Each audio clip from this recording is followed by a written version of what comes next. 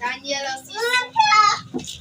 Alors les chefs hommes et les satrapes cherchèrent une occasion d'accuser Daniel en ce qui concernait les affaires du royaume. Mais ils ne purent trouver aucune occasion, ni aucune chose à reprendre, parce qu'il leur était fidèle, et qu'on n'apercevait chez lui ni faute ni rien de mauvais. Et ces hommes dirent, nous ne trouverons aucune occasion contre Daniel, à moins que nous n'en trouvions une dans la loi de Dieu. Puis les chefs hommes... Tu as quel verset? C'est bon. En fond. Oui. Daniel Kado, nous connaissons, mais oui, l'air de l'Éco. D'où il y a eu dans bon, à cause de l'Union, la soeur d'eau, à cause de toi, Sion, dans où il est, pour te condamner, au Dieu, le il a tout, on a son, on a ton et tout, comme Sion, dans où il est, pour te condamner, pour Dieu, il a tout, on a ton toko. On a ton toko de Yokonu Daniel Wobaki, Yekamo Aliton, Eka Do Nde Sia, Do Edokedi, Bo Eno Mon, Fedonu Sinwalo, Dedo Asiton, Eka Wanunde Itoa, 6. Non, c'est bon, c'est bon. Est-ce que tout le monde a écouté? Vous avez écouté le fond? Ou bien qu'ils reprennent? D'accord, reprenez ça encore en fond.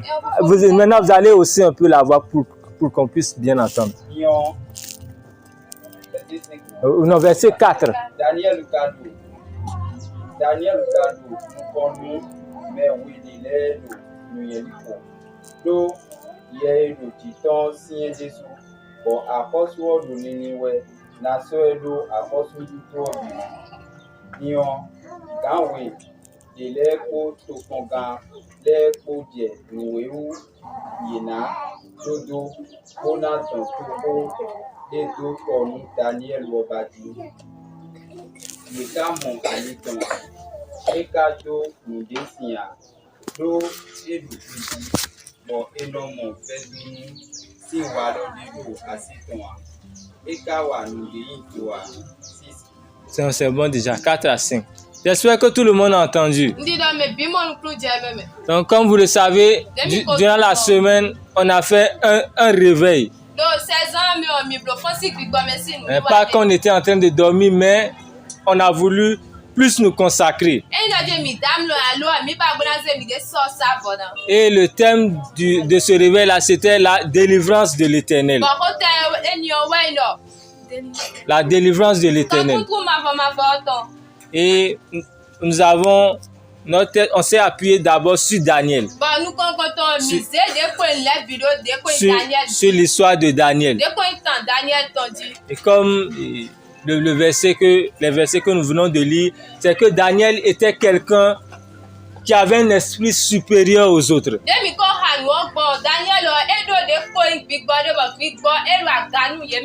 Comme j'avais eu à vous le dire, l'esprit de Dieu en nous est supérieur à tout autre esprit.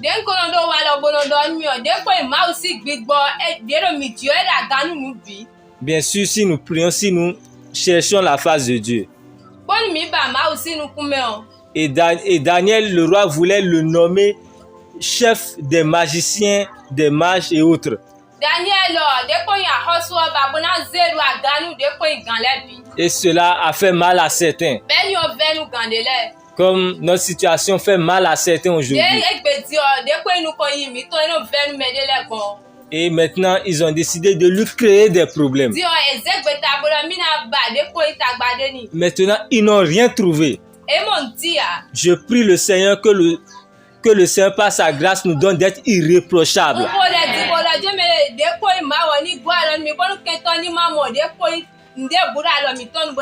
que lorsque les gens vont vouloir nous créer des problèmes, qui ne trouvent aucune faille dans notre comportement. Donc, n'ayant pas trouvé d'issue pour créer des problèmes à Daniel, qu'est-ce qu'ils ont décidé de faire? C'est de l'attaquer par la prière. Et durant la semaine, j'ai expliqué que ces gens-là qui ont voulu lui faire du mal, c'était pas des gens simples, c'est des gens qui avaient des pouvoirs mystiques.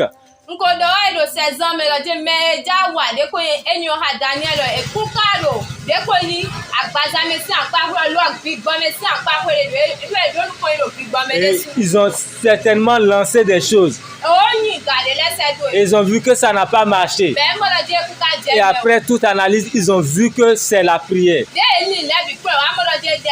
Ils savent que si on le déstabilise par la prière, en 30 jours, on va l'atteindre. Mais Daniel, sachant que sa force spirituelle vient de la prière, il n'a pas baissé les bras. Amen. Et j'ai eu à le dire ici que lorsque tu pries régulièrement, ta force spirituelle s'augmente.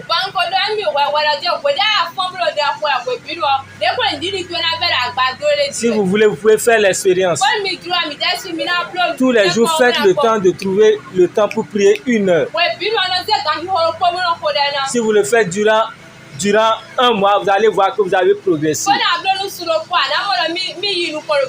Et lorsqu'on a une vie de prière, il est dangereux d'abandonner. Et durant la semaine, j'ai expliqué cela. J'ai dit que lorsque tu exerces un travail A et 20 personnes te veulent du mal, et on te donne une sécurité de 5 personnes, et tu quittes ce travail à la point travail B, et à cause de ce travail-là, on doit diminuer ta sécurité, on te donne 2 personnes.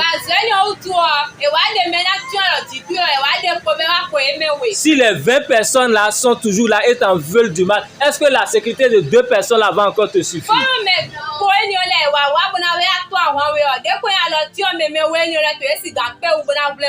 Répondez-moi.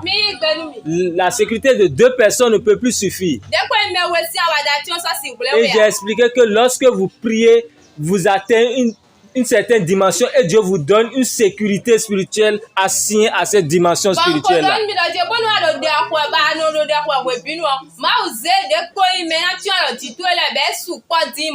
Mais si malheureusement tu fais demi-tour, ceux qui t'en voulaient sont toujours là. Eux ne vont pas faire demi-tour. Je prie le Seigneur de nous donner de progresser dans notre vie de prière. Et lorsqu'on parlait de la délivrance de l'Éternel, le premier jour, on a prié contre les œuvres de la sorcellerie et de la magie. Vous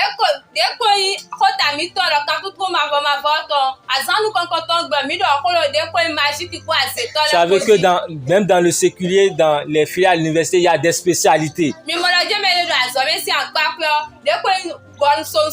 Donc lorsqu'on prie aussi, des fois, il faut faire certaines spécificités. Et nous avons prié contre ce qu'on appelle les mangeurs de chair et les buveurs de sang. Il y a des gens dans le monde spirituel qui sont en mesure de manger les organes des gens. Et l'organe sera là, mais l'organe ne va pas fonctionner. Ou bien soit en mesure de vider le sang des gens. Le sang sera là physiquement, mais il n'y aura rien. Et nous avons prié pour détruire leurs œuvres. Et nous avons foi que le Seigneur nous a entendus.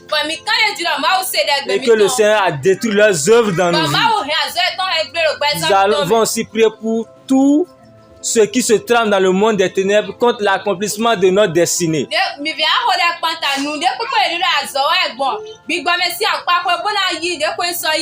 Et je voudrais dire à quelqu'un ce matin, si Dieu t'a dit que tu seras une grande personne, si Dieu t'a dit que tu vas t'en sortir, il y aura des oppositions. Si tu croises les bras dans le physique, si tu croises dans les bras dans le spirituel, rien ne va s'accomplir. Amen. Le second jour, nous avons eu à parler des alliances. Concernant les alliances là, Dieu me met à cœur de revenir sur certaines choses. Nous avons parlé de plusieurs types d'alliances. Et que lorsqu'on parle des alliances, il n'y a pas que des alliances de sang. Même par la parole aussi, on peut entrer en alliance.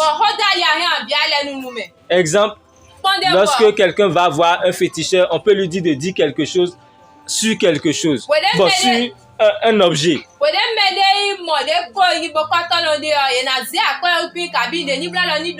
C'est pour entrer en contact avec lui. Et là, je vais commencer par ce type d'alliance-là. Et j'ai expliqué que toute personne qui va voir un visionnaire, qui va voir quelqu'un qui est dans les forces occultes, ou bien qui fait n'importe quel pacte, il se met sous la malédiction et il peut même impliquer une partie de sa génération sous la malédiction. Et nous avons eu à prier pour briser cela. Nous avons eu aussi à parler des alliances dues aux relations sexuelles. Et on a dit que le chrétien doit vivre dans la sainteté, dans la pureté. Et on a fait comprendre que celui qui vit dans la fornication, dans l'adultère, s'expose à la malédiction.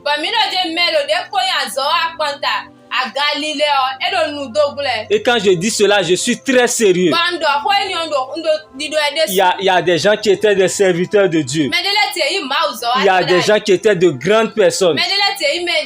Et ils sont entrés dans la fornication ou bien dans l'adultère. Et tout a été bloqué. Ils ont fait toutes les prières et rien n'a changé. C'est vrai, ce n'est pas facile de vivre dans la sainteté, dans la pureté, mais le Seigneur peut nous garder. Et nous avons aussi dit que lorsqu'on prend un être humain, il est dans plusieurs alliances, dont des alliances de bénédiction. Et on nous a fait croire que premièrement l'évangile là, que c'est l'évangile des blancs.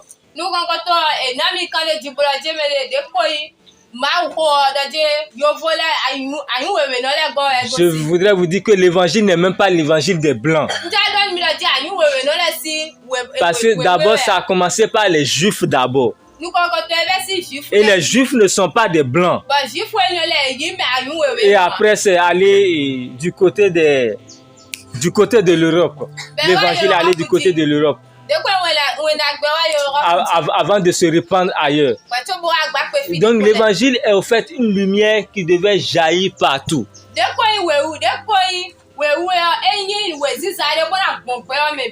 Et nous avons expliqué que si tu portes un nom de famille, si tu es dans une famille, il y a des bénédictions liées à cela.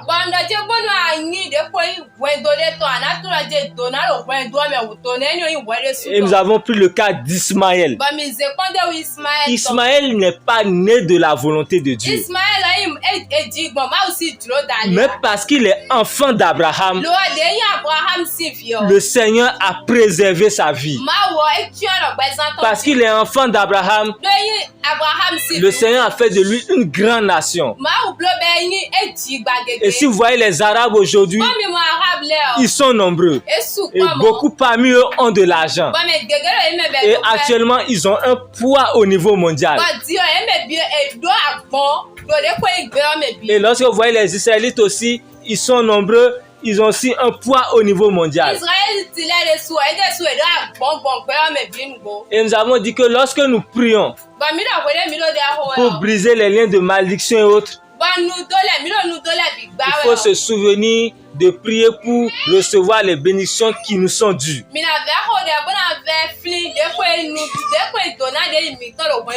Parce que nos aïeux n'ont pas fait rien que du mal. Nos parents n'ont pas fait rien que du mal. Et selon le plan de Dieu, que tu sois chrétien ou pas, si tu fais du bien ou pas, le Seigneur va te bénir. Et le troisième jour, nous avons eu à parler de l'importance d'être conduit par le Saint-Esprit. Et qu'est-ce que nous avons dit? Nous avons eu à dire que si le Seigneur t'a délivré, si le Seigneur a brisé des liens dans ta vie, il faudrait que tu sois conduit par le Saint-Esprit pour ne pas retomber dans certains liens. Pour ne pas retomber dans certaines alliances. Il y a des gens qui avaient donné leur vie à Jésus. Tout allait bien. Et en cas de problème, ils ont encore fait un crochet là où ils partaient. C'est quelqu'un qui disait, qui parlait à un diacre. C'est pas ici. Hein. Il disait que le fait de venir à l'église, là, mais ça n'exclut pas d'aller voir un féticheur. Et s'il a un problème là, rapidement, il peut faire un crochet chez un féticheur et revenir à l'église.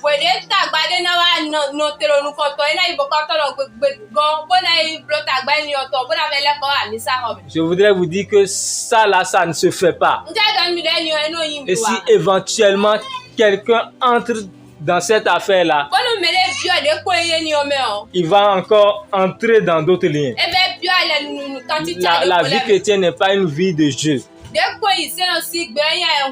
Et l'une des raisons pour lesquelles nous avons besoin d'être conduits par le Saint-Esprit, nous avons besoin d'être dirigés par le Saint-Esprit, c'est que le Seigneur peut se délivrer d'un mal.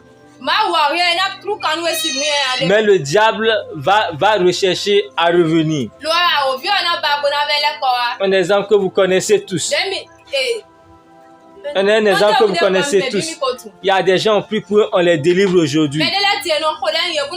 Après demain, c'est les mêmes personnes. Si on prie pour toi pour te délivrer aujourd'hui et tu n'es pas à mesure de prier, tu n'es pas à mesure de prendre ton destin en main, lorsque le diable va revenir, tu ne pourras pas tenir. Et le diable et Jésus a fait comprendre que lorsqu'on chasse un esprit mauvais du corps de quelqu'un, lorsqu'il reviendra, il viendra trouver que la maison est ornée, bien balayée. Et il ira chercher cet autre esprit plus fort que lui pour posséder le corps. Et sa situation sera pire qu'avant. C'est là que vous allez voir des gens qui avaient donné leur vie à Jésus et qui sont repartis en arrière. Et leur situation est devenue pire que la situation dans laquelle ils étaient avant de se convertir. Et j'avais eu à dire ici, ce n'est pas la première fois, c'est que le chrétien doit avoir foi que le Seigneur peut le diriger. Et j'ai dit plus d'une fois, ne faites pas confiance à la parole d'un prophète, de qui que ce soit.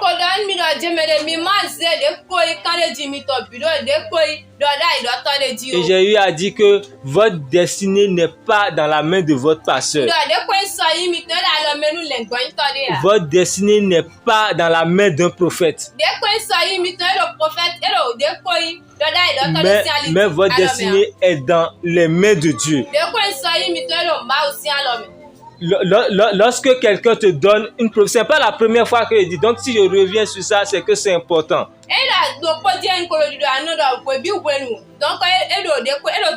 Si quelqu'un te donne une prophétie, toi-même, il faut prier pour entendre la voix de Dieu. Si tu as prié, tu as entendu une voix, toi-même, il faut analyser, il faut réfléchir si cette voix-là vient vraiment de Dieu.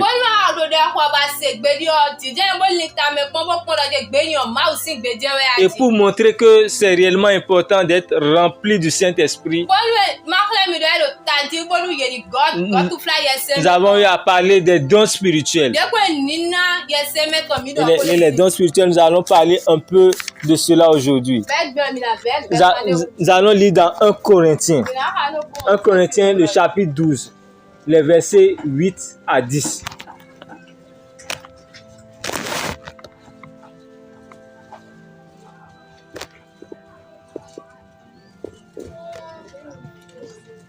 « 1 Corinthiens chapitre 12, les versets 8 à 10. » 1 Corinthiens 12, 8.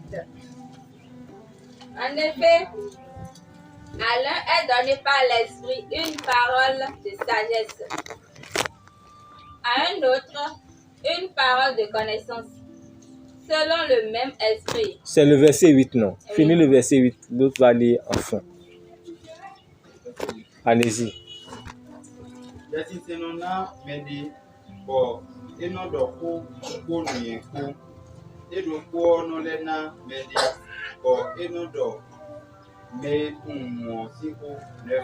C'est bon. Ne fais pas ta part. Premièrement, il est question de quel don? Oui, la sagesse. Et nous avons... Donc, tu peux t'asseoir d'abord. Et nous avons expliqué que la sagesse, là, c'est quoi? C'est que face à un problème, le Seigneur te donne de savoir quoi faire.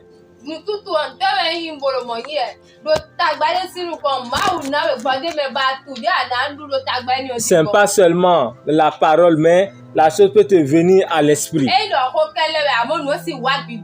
Avons dit sur un autre enseignement sur le baptême dans le Saint-Esprit, nous allons expliquer cela plus. Et le deuxième don, c'est quoi? La connaissance. C'est comment? Bon, en fond, ils ont traduit ça comment? Voilà, la connaissance. La connaissance, c'est que tu peux être face à un problème. Par exemple, quelque chose est perdu. Et on ne sait pas qui a pris cela. Et Dieu te donne de savoir que c'est telle personne qui a pris cela, l'a mis ça en tel lieu. Est-ce que vous avez foi que ces dons-là sont encore d'actualité?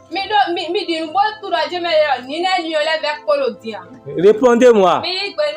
Ces dons-là sont toujours d'actualité. Si nous nous consacrons, le Seigneur peut nous donner d'exercer ces dons-là. Et ces dons-là peuvent nous sauver de plusieurs problèmes dans la vie. Il y a des gens qui ont bien prié. Et le Seigneur les a délivrés de beaucoup de choses. Et par manque de sagesse, par manque de la puissance du Saint-Esprit, ils sont encore passés à côté. C'est pour vous dire que le combat spirituel est perpétuel. Évoluez encore. Verset suivant.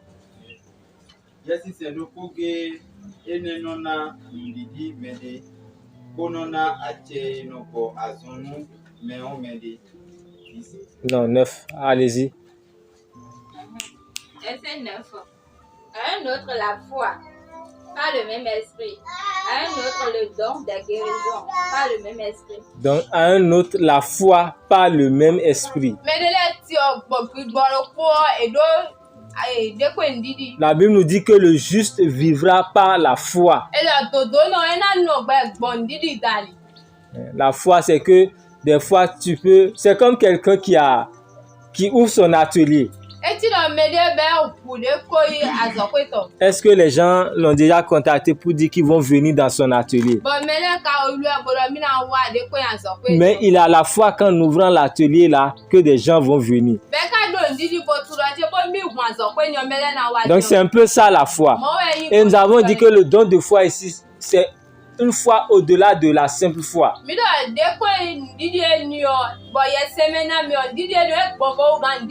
C'est une foi pour être confronté face aux grands problèmes.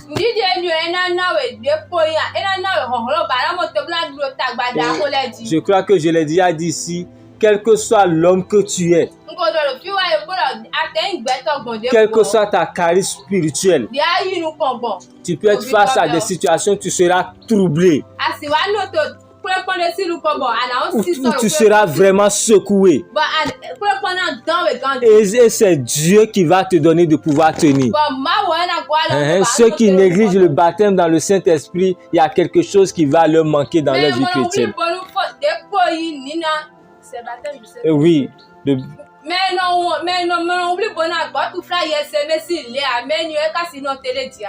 Et après cela, il y a le don de guérison. Le Seigneur guérit toujours. Une autre fois, nous allons faire un enseignement sur la guérison divine. Continuez encore.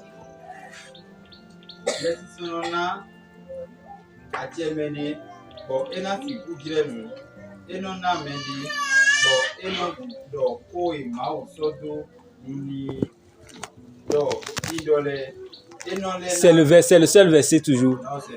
Non, le 9. Le premier, lis le verset 9 là, je vais voir.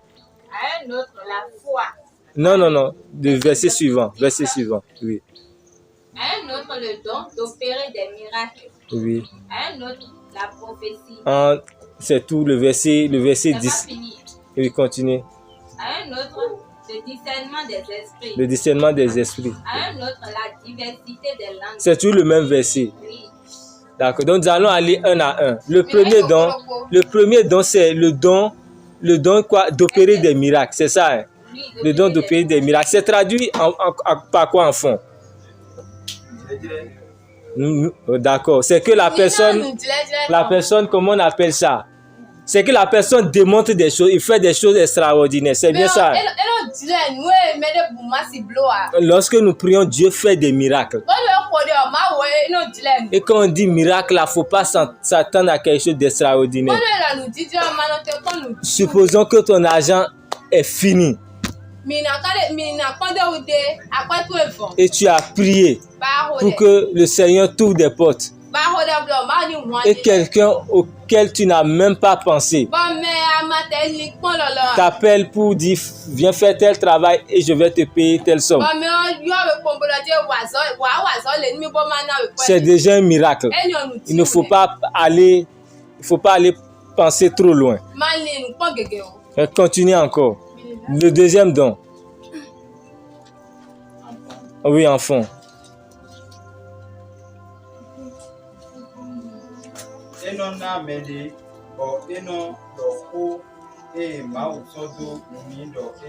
Voilà. C'est ça qu'on appelle le don de prophétie. C'est ça, hein? Et là, je vais revenir sur cela après. Quand on dit la prophétie là, c'est pas ce que toi-même tu as dit, hein? C'est pas ce que toi-même tu as dit, hein? Tu commences par dire je réussirai dans ma vie. C'est pas ça la prophétie, hein? La prophétie, c'est Dieu même qui t'inspire cela et tu déclares et tu dis. Et la prophétie peut concerner l'exhortation et l'avenir. En son temps, nous allons revenir sur cela aussi. Continuez encore. Continuez.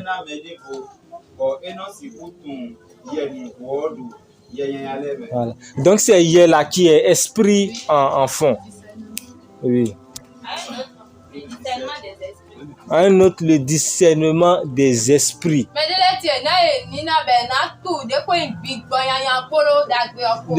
Quel que soit celui que tu es, aujourd'hui tu as besoin du don de discernement des esprits.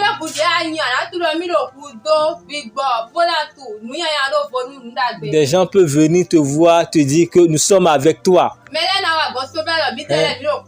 Nous allons te soutenir. Nous allons faire ceci, cela. Quand nous allons aller en réunion là, nous allons défendre ton cas. Mais si tu n'as pas le discernement des esprits, tu ne sauras pas qui ils sont. Durant la semaine, j'ai donné un exemple. On prend l'exemple de quelqu'un qui a prié, qui a économisé pour lancer un projet. Le projet, c'est Dieu qui lui a révélé que par ce projet, il va s'en sortir. Et par méga, il va donner ça à quelqu'un, l'argent du projet, à quelqu'un qui s'enfuit avec son argent. Donc le don de discernement des esprits peut donner d'échapper à ce genre de choses-là. Et c'est le développement du don de discernement des esprits là qui va dans la vision.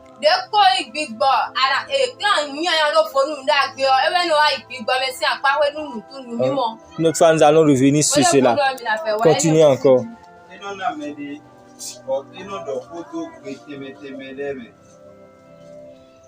Oui, c'est tout. Continuez. C'est encore un don. Ok. Donc,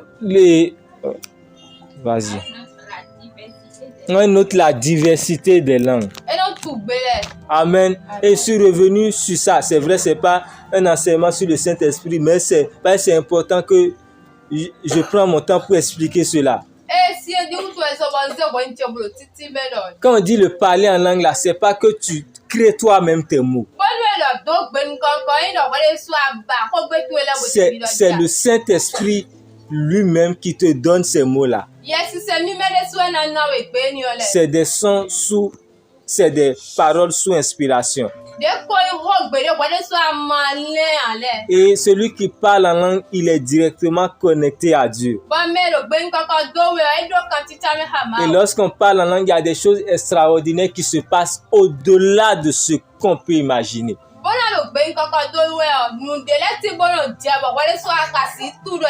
Donc c'est très important. Si vous n'êtes pas rempli du Saint-Esprit, il faut prier, demander à Dieu de vous le donner. Et après, ce qui suit, c'est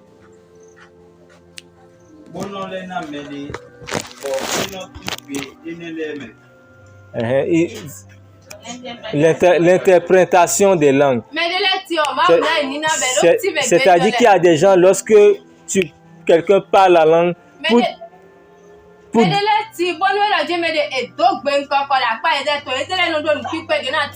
pour donner un message à l'assemblée,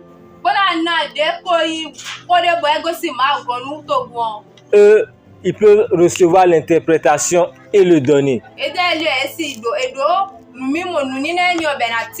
C'est-à-dire que lorsque tout le monde parle en langue comme ça, là, le message peut ne pas être pour tout le monde. Mais Dieu peut susciter quelqu'un qui va parler en langue à haute voix. Et n'aura pas l'interprétation. Et c'est quelqu'un d'autre qui va interpréter cela. Il y a des gens aussi à qui Dieu a donné le parler en langue et l'interprétation. C'est qu'ils parlent en langue et eux-mêmes ils interprètent. Amen. Et pour vous montrer que lorsqu'on parle du baptême du Saint-Esprit, ce n'est pas seulement le parler en langue.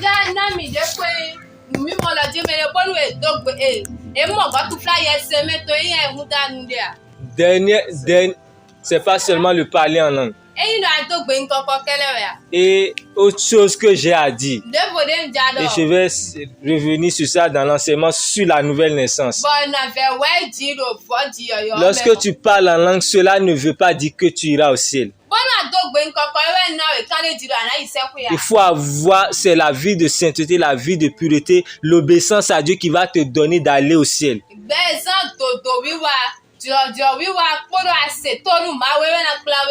Et Jésus lui-même a dit qu'au dernier jour, des gens vont dire qu'ils ont prophétisé en son nom, ils ont fait ceci, cela en son nom, mais il va dire qu'il ne les connaît pas.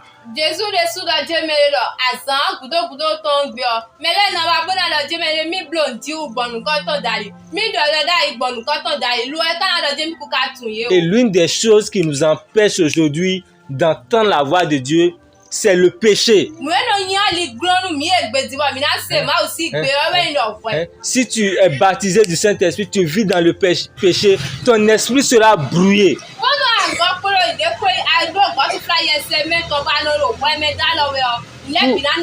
Pour te connecter, ce sera difficile. Et ça fait qu'aujourd'hui, on se demande dans nos églises, mais les gens sont baptisés du Saint-Esprit, mais il n'y a rien.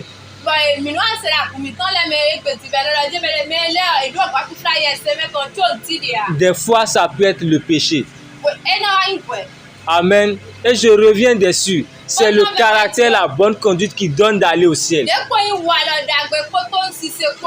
Et cela fait que quelqu'un qui n'est pas rempli du Saint-Esprit peut aller au ciel, tandis que celui qui est rempli du Saint-Esprit va rater le ciel. J'espère qu'on se comprend bien. Donc, je vais faire le résumé. Le thème, la délivrance de l'Éternel. On a parlé de la délivrance de la sorcellerie, de la magie. Précisément des mangeurs de chair, des buveurs de sang. Deuxièmement, nous avons eu à parler des alliances. Et après cela, nous avons parlé de l'importance d'être conduit par le Saint-Esprit. Amen. Nous allons maintenant nous lever et faire un peu de temps dans la prière.